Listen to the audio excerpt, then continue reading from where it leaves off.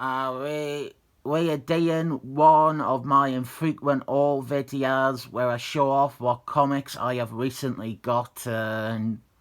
It has been a long time, but we actually begin this one with two new comics. This is the back of New Muties 98. And don't be confused, this is a new comic. It came out last week. This is the facsimile reprint of New Muties 98. This is the only issue of New Muties and Excellent Force that I have been missing for years. Basically impossible to get due to the first appearance of Dead Pills being worth money. It is also the first appearance of Dominoes, if you didn't accept a retcon. And it is the first appearance of Gideon. Spot the odd one out. This reprint has all the original adverts, so this is one of the only times I will happily settle for something like this, filling the gaps in my collection. I think I should probably do a video about Robert Liefeldman.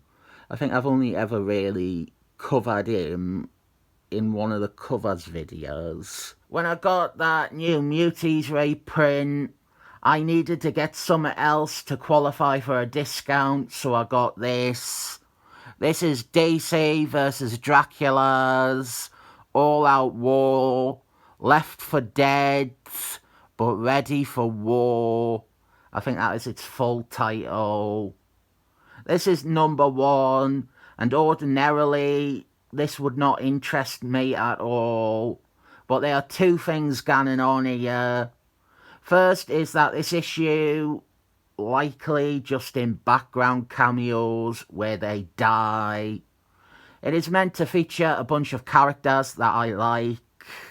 Captain Atamant, Pratt's son, the goofy one with guns that they made into one of the Proud Boys. They're in here, allegedly. But also, this is written, or co-written, by Dr. Allard Pokemon. And you have probably forgotten all about him. He wrote a one-shot for Marvel, and in an interview he said all the right things. The one-shot he wrote, which I reviewed, it was based on characters and ideas that I didn't like, so I never really got to appreciate his writing. Well, he co-writes this. We have a story arc on Spider-Man team-up here. This is the Wraith trilogy of 4 parts.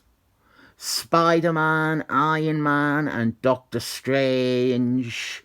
It is written by Bill Bungalow and slots into his run on Iron Man, and the events of this are later brought into his Iron Man run, and that run comprises most of this whole video. This is issue 48, 49, and that is the Wraith in the background there. Issue 50, and then the final part in issue 51, featuring a guest appearance likely to get this video very off track.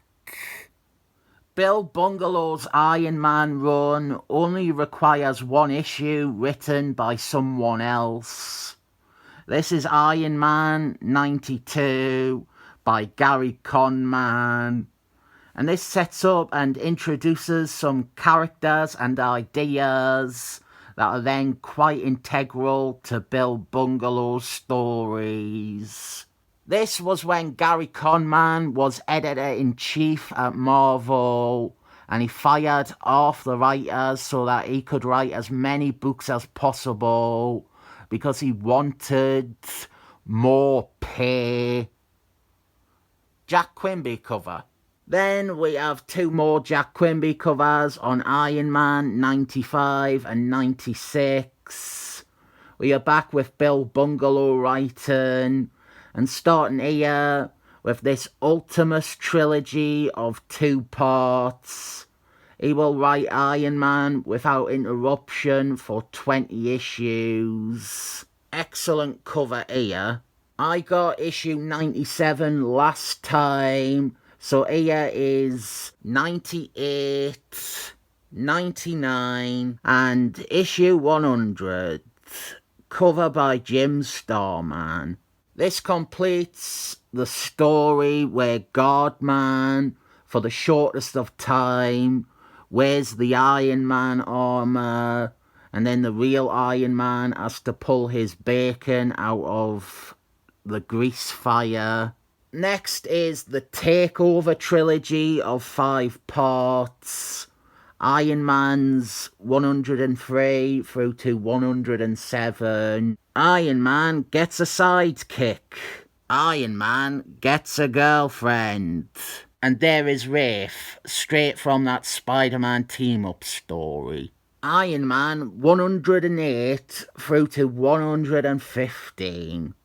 Part of the reason I got all of these Iron Mans was because I wanted one issue specifically, but I found someone selling a lot, and it was cheaper to get that than the individual issue. So there is issue 108, which is fun. 109 with the first appearance of the Soviet Super Soldier Boys. Space Wars. Space Wars again. More Space Wars. Earth Wars with Unicron. The issue I wanted. The issue I didn't really want. So now I almost have the entire run on Iron Man by Bill Bungalow. To finish this run off, I need an issue of Marvel Premiere that has Ace of Spades in it, and arguably the next issue that finishes this story, but really I would be happy to end this run an issue early, because Madame Masks does a heel-face turn in this. I might already have this one, or maybe I am confusing it with Avengers 189. This is Avengers Annual 9. It is by Bill Bungalow 2, and it is a sequel to Iron Man 114. I wouldn't include this with his Iron Man run, really, but it is a sequel to one issue of it. I got fed up of waiting for the omnibus, so here is that Knights of Penzance story with Barry Blood. Issues 10 and 11 of the second series. Here is Superman, the 10-cent adventure, which I paid £3.50 for. Quite a significant markup there. This is after my collection dies out. This was 2003. My Superman collection shrivels up and dies about 2 years before this. This one, though, introduces that black-haired Supergirl that I have never known anything about. She is in that dreadful Jeff Noble story. Warheads here. Issues 1, 2, 4, and 5. Where is issue 3? I didn't get issue 3 because it isn't written by Chatterer from Hellraiser. I have never been interested in this series until I found out last month or the month before that it is written by the same writer as Mortigan Goth Immortalis. Excellent Force are in issues 4 and 5. So there is at least some characters I care about in it. And we close things out with another Excellent Force character here. This is another issue of David Peters' consistently treading water Extra Factor series that I got based on the cover. We have a really nice Shatter Fist cover. Is that what I called them? I cannot remember. He could be called Chatterer, not to be confused with Chatterer. Shatterfist. I like Shatterfist. I don't know why. There is no story or evidence to support that opinion. That was it. How many comics did we have there? I haven't counted, but I am not that bad at taking a stab in the dark at numerical values. I'm going to say this was 35. 34. No, 35. Watch this video again to count how many comics are featured, and then congratulate me for being pretty fucking close. Actually, now I want to know. 1, 2, 3, 4, 5, 6, 7, 8, 32, 33, 34, 35. With accuracy like that, what does it say about my reviews of comics?